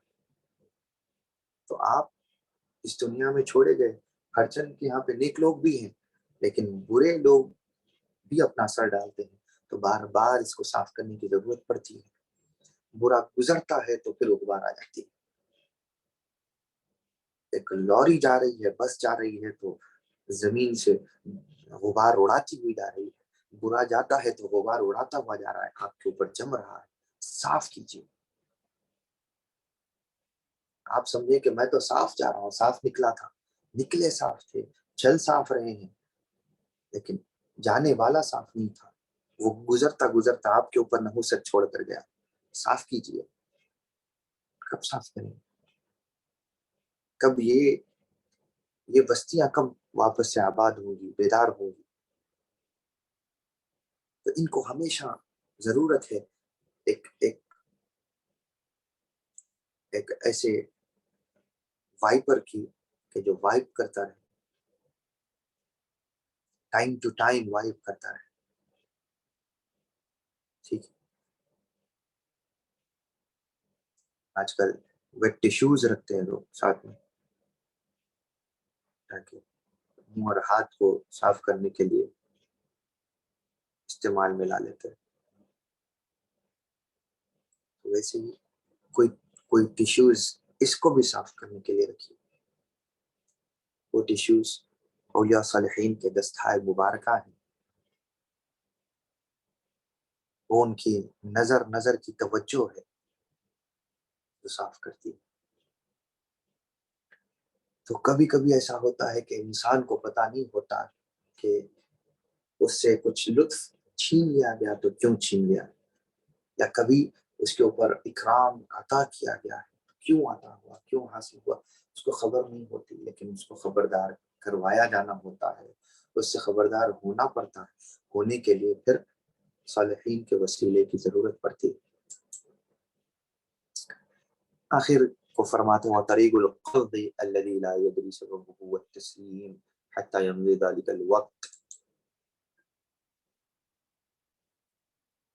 تو جب ایسا موقع آ جائے کہ قبض و بست ہو، یعنی یا تو کوئی کچھ فرحانی کیفیت آپ کے اوپر وارد ہوئی ہے لیکن اس کا سبب آپ کو پتہ نہیں، یا کبھی قبض ہو گیا، کنٹریکشن ہو گیا اور آپ کو پتہ نہیں ہے کہ کیوں یہ تنگی ہو رہی ہے، کیوں تکلیف ایسی آ رہی ہے، پیش آ رہی ہے، تو پھر ایسی صورتحال میں آپ کو چاہیے کہ آپ سیدنا امام العجلوس فرماتے ہیں کہ آپ اپنے اعمال کو اللہ کے اوپر چھوڑ دو اور انتظار کرو کہ وہ کیفیت چلی جائے.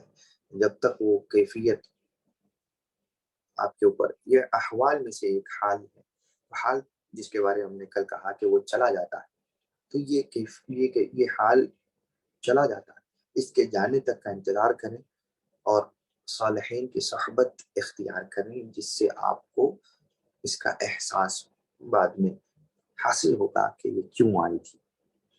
لیکن آنے پر اس کے اوپر غم کرنا یا خوشیاں اتنی منانا کہ ڈھنڈورا پیٹنا، یہ نہیں، بلکہ اس کے اندر اللہ کے اوپر چھوڑ کر ان کو اولیاء کی سنگت اختیار کر کے اللہ پر ان معاملات کو چھوڑ کر اس حال کے ختم ہونے کا انتظار کرنا. جب وہ وقت گزر جائے تب جا کر اس کا احساس اور بیداری پیدا کرنے کی کوشش کرنا، یہ صحیح طریقہ ہے. جن کو پتہ نہ ہو ان کے لیے اللہ تعالیٰ کہنے سننے سے زیادہ عمل کی توفیق عطا فرمائے. اللہ تعالیٰ ہمارے احوال پر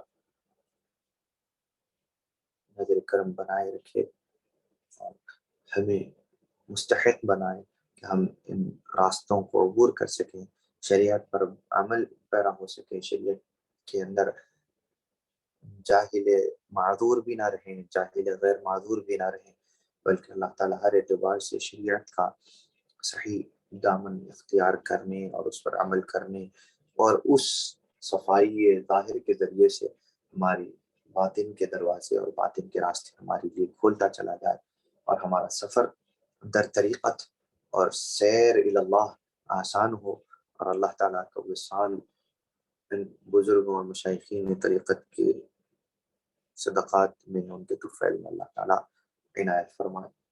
وصلی اللہ علیہ خیر خلقہ سیدنا محمد وآلہ وصحبہ وسلم وما علینا الا البلاغ والفاتحہ لحضرت النبی.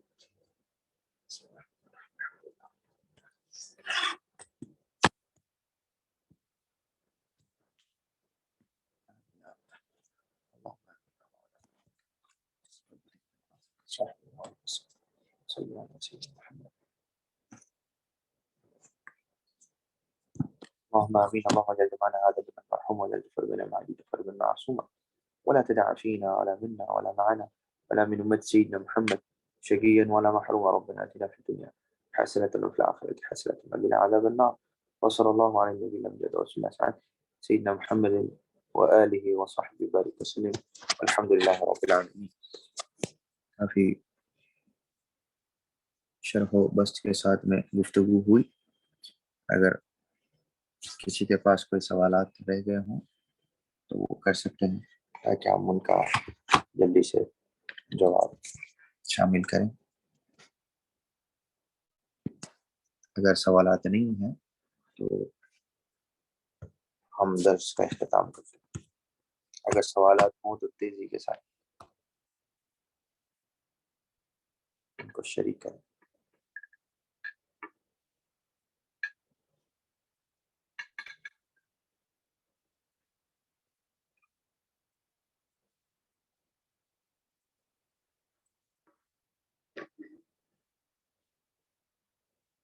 کوئی سوال ہے آپ؟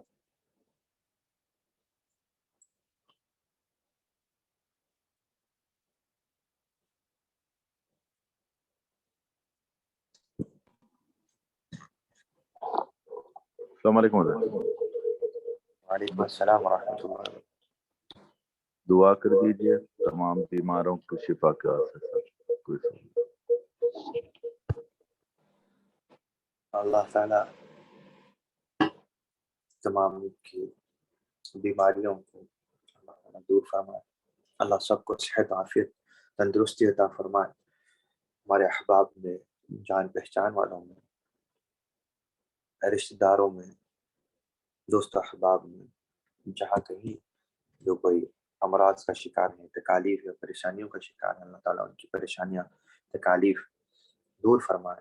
اللہ سکون و اطمینان عطا فرمائے صحت یابی عطا فرمائے اور ہر قسم کی شر سے فتنے سے اور ہر قسم کی بیماری جو اللہ سے دور کر دے اللہ تعالیٰ ان سے محفوظ رکھے اور ظاہر و باطن میں تمنگری تندرستی عطا فرمائے جس سے اللہ کا بھی قرب حاصل ہو اور دنیاوی اعتبار سے بھی زندگی اللہ کی عبادت میں اور اس کی لذت میں گزارنے کے لیے اطمینان بخش عبادت کرنے کے لیے ضروری و کافی ہو. اللہ تعالیٰ تمام ہی حاضرین اور ان کے پھر تمام لواحقین جو کوئی سماعت کر رہے ہیں سماعت کرتے ہیں اللہ تعالیٰ ان تمام کو سکون و عافیت کے ساتھ ان کے مقاصد کو پورا فرمائے ان کی تکالیف کو پریشانیوں کو دور کر دے. اللہ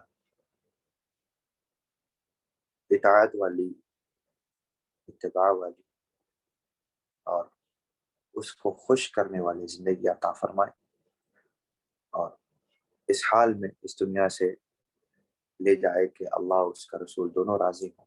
اللہ ہمارے مرحومین کے ساتھ بھی یہ ایسا ہی معاملہ فرمائے ان کی قبروں کو بھی نور سے منور فرما دے. اللہ تعالیٰ ان کے اندر سے ان کی بھی جو لغزشیں خطائیں رہیں اللہ تعالیٰ انہیں معاف فرمائے درگزر فرما دے قیامت کے دن آمینین میں سے اٹھائے اور حضور صلی اللہ علیہ وسلم کے لواء الحمد کے سائے میں جگہ عطا فرمائے. وصلی اللہ علی خیر خلقہ سیدنا محمد وآلہ وصحبہ وبارک وسلم وما علینا الا البلاغ. والسلام علیکم ورحمۃ اللہ وبرکاتہ. آئندہ درس انشاءاللہ ٹھیک 9:45 بجے سے شروع ہوگا 2:45 بجے سے شروع ہوگا ہندوستانی وقت کے اعتبار سے 2:45 بجے 1:45 PM IST اور انشاءاللہ ٹھیک اپنے وقت پر ختم ہو جائے گا. جزاکم اللہ خیرا. السلام علیکم ورحمۃ اللہ.